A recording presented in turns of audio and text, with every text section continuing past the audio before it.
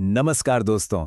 कभी सोचा है कि क्या हम किसी पौधे के जो सबसे बेस्ट गुण हैं उन्हें हमेशा के लिए हमेशा के लिए बचाकर रख सकते हैं। आज हम पौधों में रिप्रोडक्शन की कुछ ऐसी ही स्पेशल, कह सकते हैं जादुई विधियों के बारे में जानेंगे। और हाँ, ये टॉपिक ना सिर्फ इंटरेस्टिंग है बल्कि नीट, आरपीएससी और 12वीं बोर्ड जैसे एग्जाम्स के लिए तो बहुत ही जरूरी है। चलिए एक चैलेंज से शुरुआत करते हैं। मान लीजिए आपके पास एक प्राइज विनिंग पौधा है, एकदम परफेक्ट। अब आप चाहते हैं कि उसकी खूबियां साल दर साल बनी रहें। सुनने में तो आसान लगता है ना, पर असल में ये बहुत मुश्किल है। क्यों? क्योंकि जो नॉर्मल सेक्सुअल रिप्रोडक्शन होता है उसमें जेनेटिक शफलिंग की वजह से गुण हमेशा बदल जाते हैं। तो यहीं पर आता है सबसे बड़ा अंतर। देखिए, नॉर्मल रिप्रोडक्शन में फर्टिलाइजेशन होता है जिससे वेरिएशन मतलब विविधता आती है। लेकिन ये जो स्पेशल मेथड्स हैं ना, ये फर्टिलाइजेशन को बाईपास कर देते हैं और नतीजा पौधे की एकदम सटीक कॉपी यानी एक क्लोन। तो हमारा पहला समाधान है एपोमिक्सिस।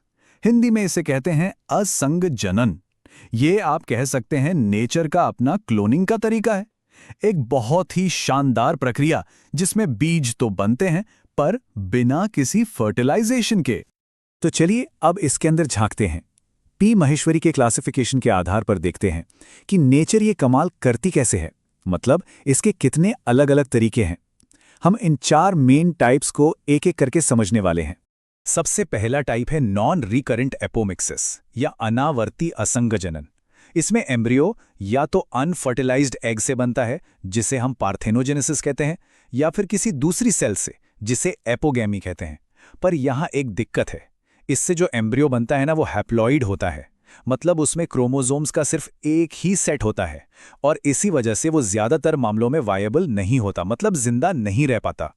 अब आते हैं सबसे मजेदार टाइप पर, रिकरेंट एपोमिक्सिस यानी पुनरावर्ती असंजनन। यहां सबसे खास बात क्या है? यहां मायोसिस मतलब अर्धसूत्री विभाजन होता ही नहीं है और इसका नतीजा एक डिप्लॉयड एम्ब्रियो जो जेनेटिकली अपनी मदर प्लांट का बिल्कुल एक परफेक्ट क्लोन होता है। एग्जैक्टली यही तो हमें चाहिए था। अच्छा, इसके अलावा 2 और तरीके भी हैं। पहला है एडवेंटिव एम्ब्रॉनी या अपस्थानिक भ्रूणता। इसमें एम्ब्रियो सैक के बाहर की सेल से ही बन जाता है। और दूसरा है वेजिटेटिव एपोमिक्सिस, कायिक असंग जनन। इसमें तो और भी कमाल होता है, फूलों की जगह सीधे नई कलिकाएं या बल्बिल्स निकल आती हैं जो एक नया पौधा बना देती हैं। तो सवाल यह है कि एग्रीकल्चर के लिए इसका क्या फायदा? अरे फायदा बहुत बड़ा है। इसका मतलब है कि हम हाइब्रिड विगर या संकर ओज जैसी जो बेस्ट क्वालिटीज हैं उन्हें हमेशा के लिए लॉक कर सकते हैं। किसानों को हर साल महंगे हाइब्रिड बीज खरीदने की जरूरत नहीं पड़ेगी। सोचिए कितना सस्ता और कितना असरदार तरीका है ये। तो अभी तक हमने देखा कि नेचर क्लोनिंग कैसे करती है। अब देखते हैं कि साइंस ने इस आइडिया को लेकर लैब में क्या कमाल किया है। तो मिलिए माइक्रो प्रोपगेशन से। हिंदी में कहते हैं सूक्ष्म प्रवर्धन। इसे आप टेस्ट ट्यूब में एक पूरी प्लांट फैक्ट्री भी कह सकते हैं। ये पूरी फैक्ट्री की प्रोसेस सिर्फ 5 आसान से स्टेप्स में होती है। सबसे पहले पौधे से एक छोटा सा टिश्यू लेते हैं जिसे एक्सप्लांट कहते हैं। फिर उसे एक आर्टिफिशियल मीडियम में उगाते हैं और बस उससे एक नया छोटा सा पौधा यानी प्लांटलेट तैयार हो जाता है। ये सब मुमकिन है एक सिद्धांत की वजह से जिसे कहते हैं टोटीपोटेंसी यानी पूर्ण क्षमता। इसका सीधा सा मतलब है कि एक अकेली कोशिका में, जी हां, सिर्फ एक सेल में पूरा पौधा बनाने की ताकत होती है। और इसी जादुई ताकत की वजह से हम लैब में हजारों की तादाद में डिजीज फ्री पौधे बहुत तेजी से बना सकते हैं।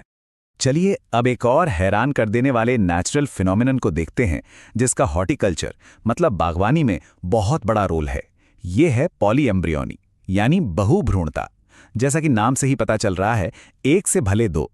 इसकी खोज पता है कब हुई थी? 1719 में, संतरे के बीजों में। इसका मतलब बहुत सिंपल है, एक ही बीज के अंदर एक से ज्यादा एम्ब्रियो का होना। पर सवाल यह है कि ऐसा होता कैसे है?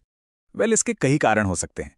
एक तो ये कि जो शुरुआती एम्ब्रियो होता है यानी जाइगोट, वो खुद ही जैसे जुड़वां बच्चे होते हैं ना, वैसे ही स्प्लिट हो जाता है। इसे कहते हैं क्लीवेज पॉलीएम्ब्रियोनी। या फिर कभी-कभी एम्ब्रियो सैक के अंदर की दूसरी सेल्स भी एम्ब्रियो बनाने का काम शुरू कर देती हैं। कई बार तो एक ही बीज में एक से ज़्यादा एम्ब्रियो सैक ही बन जाते हैं। या फिर जैसा हमने एपोमिक्सिस में भी देखा था, एम्ब्रियो आसपास की टिश्यू जैसे न्यूसेलस से ही डेवलप हो जाता है। इसे भी एडवेंटिव एम्ब्रियोनी ही कहते हैं। और इसका सबसे बड़ा फायदा क्या है? फायदा ये है कि न्यूसेलस से बने ये एम्ब्रियोज मदर प्लांट के क्लोन होते हैं, और तो और ये अक्सर ज्यादा हेल्दी और वायरस फ्री भी होते हैं। यही वजह है कि सिट्रस इंडस्ट्री मतलब नींबू और संतरे जैसे फलों के बिजनेस में ये टेक्निक किसी वरदान से कम नहीं है।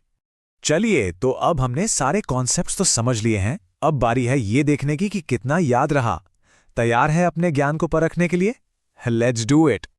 पहला सवाल, याद कीजिए एपोमिक्सिस का वो पहला टाइप जो हमने डिस्कस किया था। एक अनफर्टिलाइज्ड एग सेल से एम्ब्रियो का बनना क्या कहलाता है? सही जवाब है ऑप्शन बी, पार्थेनोजेनेसिस यानी अनिषेक जनन। अगर आपका जवाब सही था तो ग्रेट जॉब। दूसरा सवाल कमर्शियल एप्लीकेशन पर है। ऑर्किड जैसे हजारों वायरस फ्री पौधे बनाने के लिए कौन सी टेक्निक इस्तेमाल होती है? और जवाब है ऑप्शन सी, माइक्रो प्रोपगेशन या सूक्ष्म प्रवर्धन। यही तो इस टेक्निक का सबसे पावरफुल फायदा है। और ये रहा आखिरी सवाल। संतरे और नींबू का वो क्लासिक एग्जाम्पल याद है? सिट्रस फ्रूट्स में एक से ज्यादा एम्ब्रायो होने का सबसे कॉमन कारण क्या है? सही जवाब है ऑप्शन सी, एडवेंटिव एम्ब्रियोनी यानी अपस्थानिक भ्रूणता। ये एपोमिक्सिस और पॉलीएम्ब्रियोनी के बीच एक परफेक्ट लिंक भी है। तो देखा आपने, पौधे भी क्लोनिंग जैसी एडवांस टेक्निक्स का इस्तेमाल करते हैं। उम्मीद है इस पूरी जानकारी से आपको अपने एग्जाम्स में जरूर मदद मिलेगी। अगर आपको ये सब कुछ अच्छे से समझ आया तो इसे लाइक और शेयर जरूर करें, और हाँ, ऐसे ही मजेदार तरीके से साइंस को समझने के लिए चैनल को सब्सक्राइब करना बिल्कुल मत भूलिएगा।